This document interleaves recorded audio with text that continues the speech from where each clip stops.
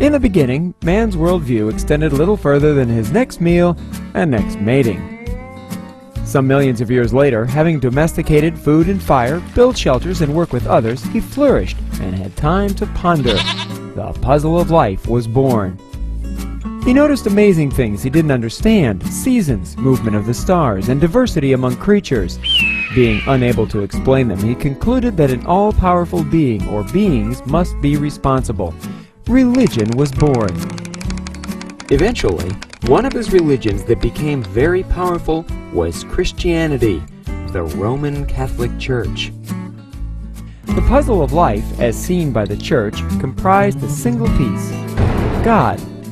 By the year 1500, it was taken as fact that we were God's special children, on His special place, and that everything else revolved around us.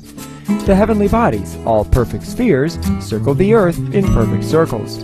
Institutions of higher learning didn't question any of this, for they feared being labeled a heretic. The Church dealt very harshly with heretics. Then along came Copernicus. He thought that it would make a lot more sense and the math would be a lot simpler if the Earth orbited the Sun. But the Church would have none of it. After all, the Bible described God stopping the sun for a day. Copernicus, not wanting to be dealt with harshly, backed down. One rogue intellectual, the friar Giordano Bruno, concluded that Copernicus must be right and did not back down. He was unfortunately labeled a heretic and dealt with harshly. In the early 1600s, Galileo came along with his newfound telescope and keen powers of observation. He also noticed that things didn't mesh with the Church's view and now could see the discrepancies clearly.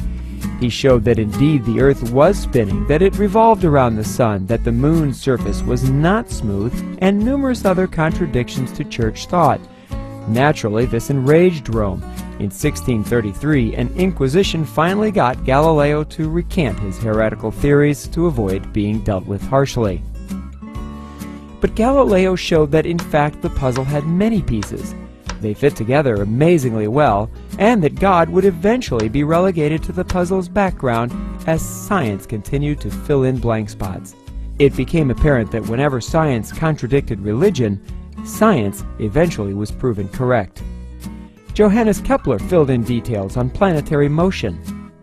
Isaac Newton added many pieces to the puzzle regarding motion, discerning laws that accurately described everything from gravity to orbits. Thankfully for Isaac, born as Galileo died, the Church was proven wrong enough times that science was allowed to advance.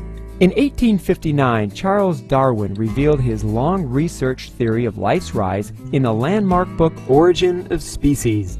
It put many pieces of the puzzle together in a way that made sense to scientists worldwide. The puzzle was looking a lot more like science than superstition. Nuclear theory, Einstein's relativity, and increasingly powerful telescopes filled in even more pieces which fit together remarkably well, reinforcing each other. Evidence for an ancient universe mounted. Nuclear dating techniques were developed that dated both rocks and past life, which meshed with ages coming from astronomers and predicted by evolution.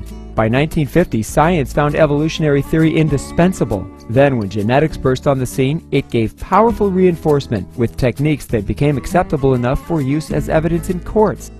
Evidence from many disciplines poured onto the puzzle with amazing fit, all converging to show an Earth of over 4 billion years old. And yet, in the face of all of this evidence, religious fundamentalists cling to archaic beliefs, passing off religion as science. They hold that the universe is only a few thousand years old in spite of overwhelming evidence to the contrary. They pick out the dwindling holes of scientific understanding as a reason to toss entire bodies of evidence, relying on religious texts for guidance rather than the scientific method. We can only hope that reason will eventually win out and that humanity will rise above the superstition that blinds so many to the obvious. Only then can we get on with the task of really piecing together the amazing puzzle of life.